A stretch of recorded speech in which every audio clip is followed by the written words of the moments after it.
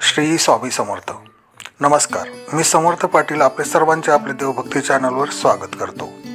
या चॅनलवर मी आपल्यासाठी हिंदू परंपरेतील धार्मिक माहिती आणि त्यामागील रहस्य याबद्दल माहिती देत असतो. मित्रांनो, गणेश चतुर्थीला काय करावे? गणपती बाप्पा मोरया.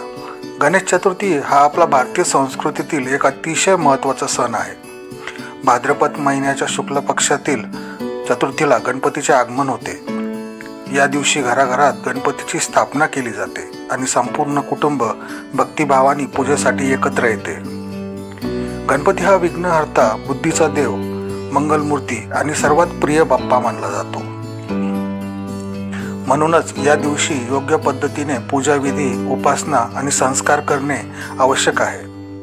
चला तर मग पाहूया गणेश चतुर्थीच्या दिवशी काय करावे, कोणते नियम पाळावेत, पूजा कशी करावी, काय टाळावे याची विस्तृत माहिती आज आपण घेऊयात. मित्रांनो, व्हिडिओ सुरू करण्याआधी एक छोटीशी विनंती आहे. आपल्या श्रद्धेने कमेंट बॉक्समध्ये गणपती बाप्पा मोरया नक्की लिहा. आणि जर आपण या देवभक्ती चॅनलवर नवीन असाल तर आजच लाईक करा, सबस्क्राईब करा आणि बेल आयकॉनवर ऑलवर क्लिक करा, जेणेकरून धार्मिक रहस्यांनी भरलेले असे सुंदर व्हिडिओ सर्वात आधी आपल्यापर्यंत पोहोचतील. मित्रांनो, आपल्या आशीर्वादाने हा प्रवास अधिक पवित्र होतो आणि आपले छोटेसे सहकार्य आम्हाला मोठी प्रेरणा देते. म्हणून सबस्क्राईब आणि लाईक नक्की करा मित्रांनो. चला तर मग सुरुवात करूया. सर्वप्रथम गणेश चतुर्थीचे महत्त्व. गणपती हा प्रथम पूज्य देव आहे. कोणतेही शुभ कार्य करण्यापूर्वी प्रथम गणपतीची पूजा केली जाते. गणेश चतुर्थीला घरात गणपती बसवल्याने कुटुंबात आनंद, शांती आणि समृद्धी वाढते.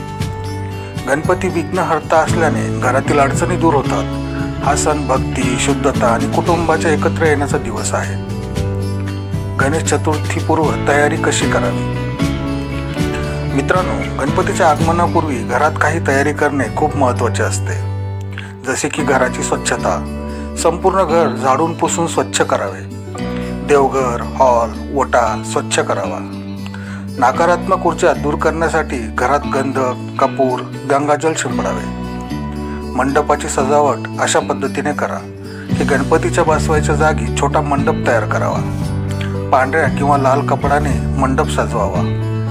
तोरण म्हणून आंब्याची पाण्याची तोरणे लावावी. आता नंतर येतं पूजा साहित्य. सर्वप्रथम मूर्ती किंवा गणपतीची प्रतिमा घ्यावी. पूजेसाठी टोपली, थाळी, पाट तयार ठेवावा. थाळीमध्ये अक्षता, हळद, कुंकू, गंध, दुर्वा आणि मोदक घ्यावे. पंचपल्लव घ्यावे. पंचपल्लव म्हणजे 5 वेगवेगळी पाने. नारळ, फुले, बत्त्या, धूप थाळीत ठेवावे. पान, सुपारी, लिंबू, केळी, गोड पदार्थ घ्यावे.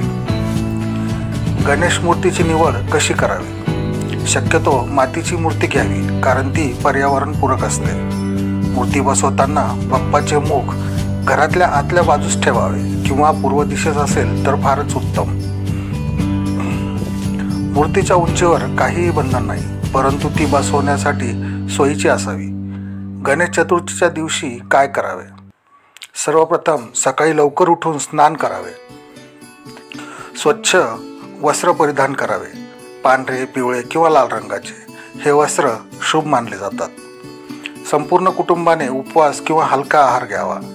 गणपतीचे स्वागत कसे करावे? गणपतीचे आगमन करताना गणपती बाप्पा मोरया म्हणत मंगलध्वनी करावा. आरती, ढोल, ताशा, शंख, घंटा यांचा नाद करून देवाचे स्वागत करावे. आता स्थापना कशी करावी? पाटावर किंवा चौरंगावर लाल, पिवळे कापड घालून मूर्ती ठेवावी. मूर्तीच्या समोर तांब्याचा लोटा ठेवून त्यात गंगाजल भरावे व त्यावर नारळ ठेवावा. गणपतीला आसन, जल, स्नान, वस्त्र, अलंकार अर्पण करावे. गणपतीची पूजन पद्धती. सर्वप्रथम संकल्प करावा. आपण कोणत्या हेतूसाठी पूजन करत आहोत ते सांगावे. घरातील धातूच्या गणपतीला पंचामृत स्नान घालावे. दूध, दही, मध, तूप, साखर हे सर्व मिळून गणपतीला स्नान घालावे. नंतर गंध, हळद, कुंकू, अक्षता लावावी. दुर्वा अर्पण करावी. मित्रांनो, गणपतीला 21 दुर्वा अत्यंत प्रिय आहेत. नंतर फुले अर्पण करावी. मोदक किंवा लाडूचा नैवेद्य दाखवावा व त्यानंतर धूपदीप लावावा. गणेश मंत्राचा जप करावा. ओम गण गणपते नमः आणि आरती करावी. गणपतीला नैवेद्य म्हणून मोदक, लाडू, पुऱ्या, शिरा, दुधाचे पदार्थ दाखवावे. शक्यतो ताज्या पदार्थांचाही नैवेद्य करावा. गणपतीची आरती सुखकर्ता, दुःखहर्ता, वार्ता विघ्नाची गायली जाते. त्यानंतर दीपमाळ फिरवावी. आता गणेश चतुर्थीचे काही नियम आहेत ते आपण पाहूयात. मित्रांनो, गणपती बसवल्यानंतर रोज सकाळ संध्याकाळ पूजा व आरती करावी. दररोज नैवेद्य दाखवावा. आपल्या घरात वाद भांडणे टाळावीत. घरात स्वच्छता राखावी. जोपर्यंत घरात गणपती बसलेले आहेत तोपर्यंत मांसाहार, मद्यपान टाळावे. गणेश चतुर्थीला काय टाळावे? मूर्तीसमोर रिकाम्या हाताने बसू नये. गणपतीसमोर नकारात्मक बोलू नये किंवा पूजा अर्धवट सोडू नये. आपल्या घरात राग, कलह टाळावा. गणेशोत्सवातील काही खास गोष्टी. घराघरात तसेच सार्वजनिक ठिकाणी मोठ्या उत्साहाने गणपती बसवले जातात. मंडप सजवले जातात. आरत्या, भजन, नृत्य, सांस्कृतिक कार्यक्रम होतात. हा सण 10 दिवसांचा असतो. 10व्या दिवशी विसर्जन केले जाते. आता विसर्जनाची पद्धत कशी असावी? 10व्या दिवशी मूर्तीला पुन्हा पूजन करून निरोप दिला जातो. गणपतीला नैवेद्य दाखवून आरती करून म्हणतात, गणपती बाप्पा मोरया, पुढच्या वर्षी लवकर या. मूर्ती पाण्यात विसर्जित करतात. आजकाल पर्यावरणपूरक विसर्जन पद्धती वापरली जाते. तर मित्रांनो, गणेश चतुर्थीतील आध्यात्मिक अर्थ काय? तर गणपतीचे मोठे डोके म्हणजे ज्ञानाचे प्रतीक आहे. लहान डोळे म्हणजे एकाग्रता आणि मोठे कान म्हणजे श्रवणशीलता.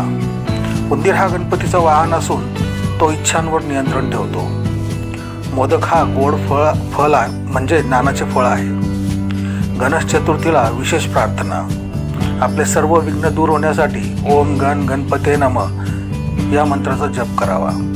बुद्धिवाढीसाठी ओम एकदंताय नमः या मंत्राचा जप करावा. आपल्या चांगल्या आरोग्यासाठी ओम विघ्नराजाय नमः या मंत्राचा जप करावा. आणि समृद्धीसाठी ओम मंगलमूर्ते नमः या मंत्राचा जप करावा.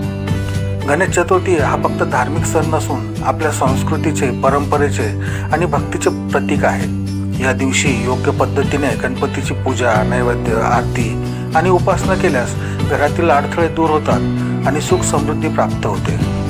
तर मित्रांनो, आपल्याला ही माहिती आवडली असेल तर आपल्या देवभक्ती चॅनलला सबस्क्राईब करून या दिव्य प्रवासात सहभागी व्हा. आपण दिलेला प्रत्येक आशीर्वाद, प्रत्येक पाठिंबा आम्हाला पुढे नेतो आणि आणखी सुंदर धार्मिक रहस्य आपल्यापर्यंत पोहोचवण्याची प्रेरणा देतो. लवकरच भेटूया पुढील भागात एका नव्या, अद्भुत आणि हृदयाला स्पर्श करणाऱ्या धार्मिक रहस्यांसह. धन्यवाद. श्री स्वामी समर्थ.